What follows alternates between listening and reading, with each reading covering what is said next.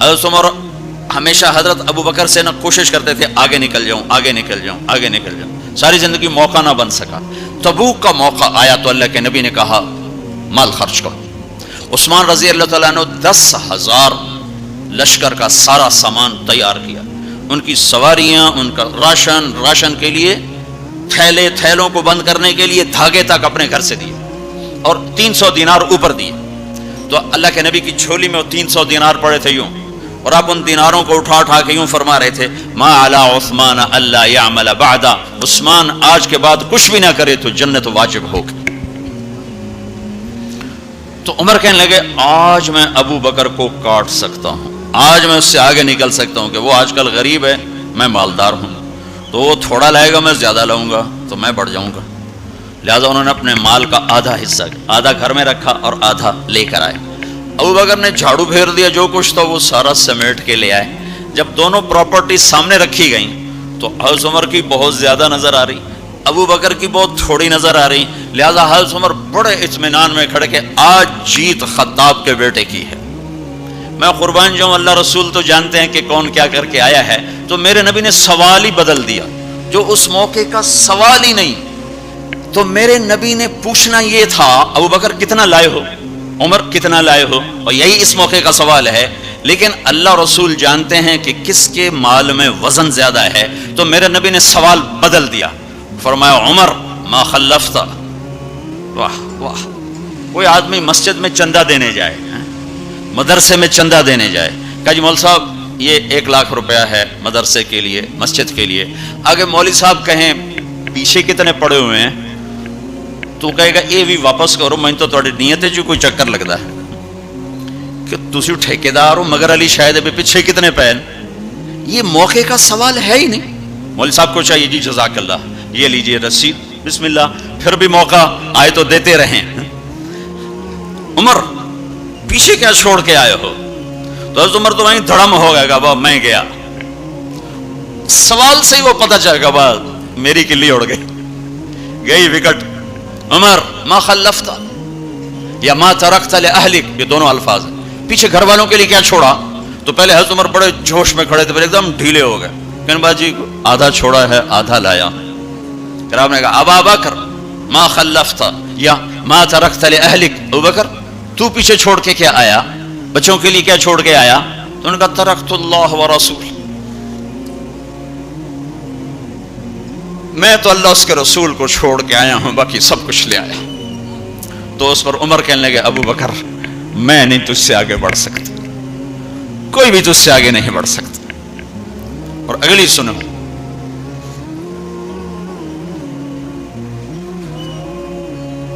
اپنے کپڑے بھی دے دیے اور ایک ٹاٹ تھا وہ پہن کر اس کو کانٹوں سے سی لیا۔ تو جبریل آئے، کہنے لگے یا رسول اللہ، اللہ تعالیٰ پوچھ رہے ہیں کہ ابو بکر نے یہ ٹاٹ کیوں پہنا ہوا ہے؟ تو آپ نے کہا کہ ابو بکر نے سارا کچھ اللہ اس کے رسول پہ لگا دیا ہے، اس لیے یہ پہنا ہوا ہے۔ تو کہا یا رسول اللہ، اللہ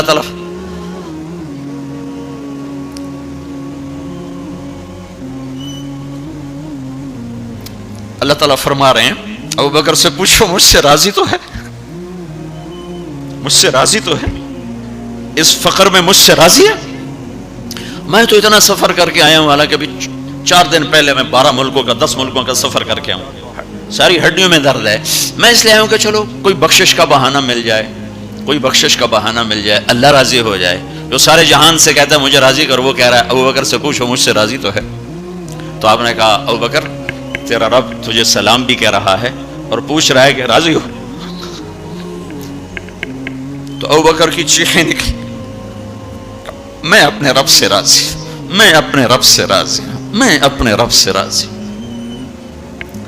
میرے بھائیو بہنوں، زندگی ایسے گزار کے مرو کہ اللہ کو ملو تو اللہ خوش ہو کے مل رہا، ایسے نہ مرو کہ اللہ کی بارگاہ میں پیش کیے جا رہے ہوں مجرم بن کر، قیدی بن کر۔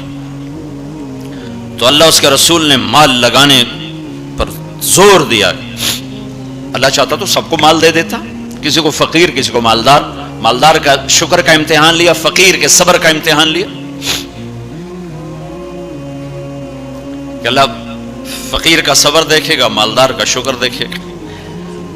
اور 82 دفعہ قرآن میں مال خرچ کرنے کا حکم آیا، 82 دفعہ. اور اللہ تعالیٰ نے ترغیب دی ہے کہ مالدار فقیروں پہ خرچ کریں. پھر اللہ تعالیٰ نے فقیروں کو ترغیب دیا کہ تم بھی جتنی وسعت ہو خرچ کیا کرو. میرے نبی نے ترغیب دی، سبق درہم 100,000 درہم، 1 روپیہ اللہ کے نام پہ خرچ کرنا 1 لاکھ روپیہ خرچ کرنے سے بڑھ گیا. تو صحابہ نے عرض کی وہ کیسے بڑھ گیا؟ تو آپ نے کہا ایک آدمی کے پاس 2 روپے، ایک آدمی کے پاس کروڑوں روپے. جس کے پاس 2 روپے تھے اس نے 1 روپیہ اللہ کے نام پہ دے دیا، اور جس کے پاس کروڑوں تھے اس نے 1 لاکھ دیا. جس نے 2 میں سے 1 دیا اس نے اپنے مال کا آدھا حصہ دیا. جس نے 1 لاکھ دیا اس نے اپنے مال کا کوئی 1000واں حصہ دیا. جب تولا جائے گا تو 1 روپے کا وزن 1 لاکھ سے بڑھ جائے گا. تو اللہ تعالیٰ نے زکوٰۃ فرض کی، اور بہت تھوڑی فرض کی. پہلی امتوں پر تھی 100 میں 10 روپے، اور ہماری ہے 100 پہ 2.5 روپے. اور اتنا فضل فرمایا کہ پورا سال پیسہ پڑا رہے. پھر کہا اس میں سے 2.5 روپے دے دو، 2,500 دے دو. اگر استعمال ہو جائے تو کوئی سال سے 1 دن پہلے اگر وہ مال خرچ ہو گیا ہے تو زکوٰۃ ختم ہو گئی. پھر اللہ نے زکوٰۃ کو فرض کی، مالداروں پہ زکوٰۃ. خذ من اموالہم صدقۃ تطہرہم بہا وتزکیہم وصلی علیہم. زکوٰۃ اتنا بڑا عمل ہے کہ اللہ تعالیٰ ہمیں کہتا ہے کہ میرے نبی پہ درود پڑھو، فرشتوں سے کہتا ہے میرے نبی پہ درود پڑھو، اور خود بھی کہتا ہے کہ میں اپنے نبی پر درود بھیجتا ہوں. اللہ کی طرف اب درود کی نسبت وہ رحمت ہے، اور فرشتوں کی طرف ہماری طرف درود کی نسبت دعا ہے جو ہم کرتے ہیں، صلی علی محمد وعلی آل محمد.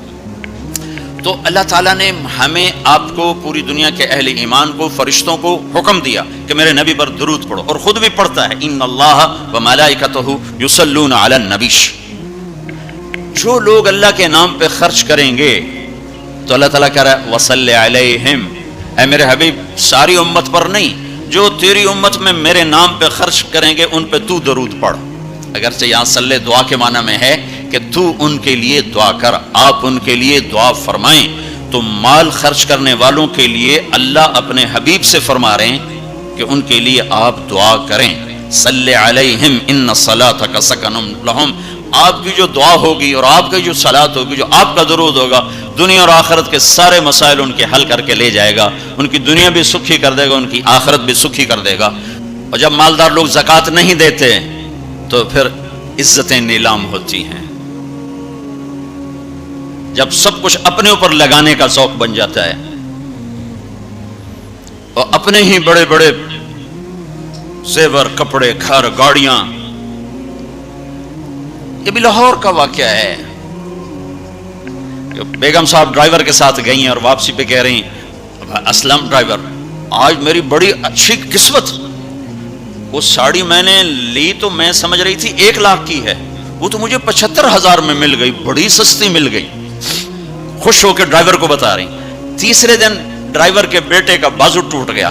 وہ آ کر کہتا ہے صاحب جی میری تنخواہ میں تو اس کا علاج ہو نہیں سکتا، تو مہربانی کر کے کچھ میری مدد کر دیں، اس کا علاج ہو جائے. تو صاحب کہتے ہیں اسلم تمہیں پتہ تو آج کل کاروبار بڑا مندہ ہے، تو میرے پاس تو گنجائش نہیں، میرا ایک ڈاکٹر دوست ہے میں اسے فون کر دیتا ہوں، وہ تمہاری مدد کر دے گا. جب اس طرح ہوتا ہے تو پھر ڈاکے، چوریاں، قتل و غارت شروع ہوتے ہیں. جب اس طرح ہوتا ہے تو مالداروں میں تکبر پیدا ہوتا ہے اور غریبوں میں ظلم پیدا ہوتا ہے. تو زکوٰۃ ایک بہت بڑا عمل ہے. 2.5% تو فرض ہے، اور زکوٰۃ دینے والا سخی نہیں اللہ کی بارگاہ میں. ہاں بخیل بھی نہیں، سخی بھی نہیں ہے، بخیل بھی نہیں. یعنی وہ بخل کے ملک سے نکل آیا ہے اور سخاوت کے ملک میں انٹری نہیں ہوئی. 2.5 روپے پہ 1 پیسہ بھی اوپر خرچ کرے گا تو اب سخیوں میں آ گیا. پھر جتنا بڑھتا جائے گا اتنا آگے بڑھتا جائے گا. اور اللہ نے فرمایا مجھے میری عزت کی قسم جنت الفردوس میں بخیل داخل نہیں ہو سکتا. اور اللہ شیطان کہتا ہے کہ مجھے عبادت گزار بخیل سے کبھی ڈر نہیں لگا کہ اس کا بخل اسے ضرور جہنم میں پھینکے گا. نافرمان سخی سے ہر وقت ڈرتا رہتا ہوں کہ اس کی سخاوت کب اسے جنت میں پہنچاتی. آپ نے سامری کا نام تو سنا ہوا ہے، قرآن میں بھی ہے، جس نے موسیٰ علیہ السلام کی قوم کو گائے کے بچے کی پوجا پہ لگا دیا، بچڑے کی. اللہ نے کہا سب کو قتل کرو، سارے پکڑے گئے، قتل کیے گئے. سامری بھی آ گیا. موسیٰ علیہ السلام نے کہا قتل کرو، جبریل آ گیا، موسیٰ اللہ تعالیٰ کہہ رہے ہیں اسے قتل نہ کرو، یہ اپنی موت آپ مرے گا۔ تو موسیٰ علیہ السلام کہنے لگے جو سارے کفر کا سبب بنا اسی کو چھوڑ رہے ہیں؟ تو اللہ تعالیٰ نے کہا سخی ہے، سخی کو قتل کرنا مجھے اچھا نہیں لگتا، چھوڑ دو، اپنی موت آپ مر جائے گا۔ کافر کو سخاوت قتل سے بچا گئی، جب ایمان والا کوئی مرد عورت سخی ہوگا تو اللہ کی بارگاہ میں کیسے اونچے مرتبے لے کر جائے گا۔